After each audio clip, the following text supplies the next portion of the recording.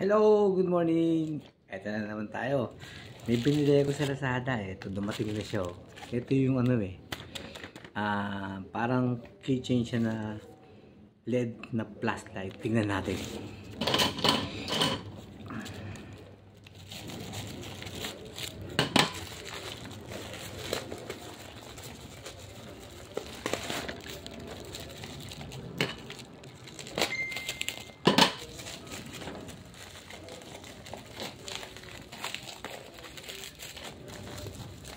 So, asil. Siya, tingnan natin.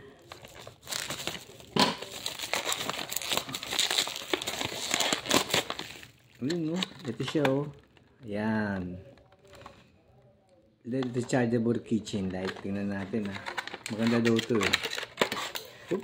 Ayun, no? May kasama siyang cable charger.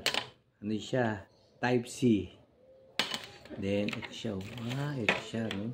Ito, meron siyang, pangkat to, eh. Na mga, siguro na mga tali. Meron din siyang lock para pwede ilagay sa holder ng bag natin. Pwede rin tapos. Ayun. Meron din siyang ito. Ito yung sinasabi nilang pito. Ha? Ayos. Tapos, meron din siyang, ito yung, ayun, parang ano siya,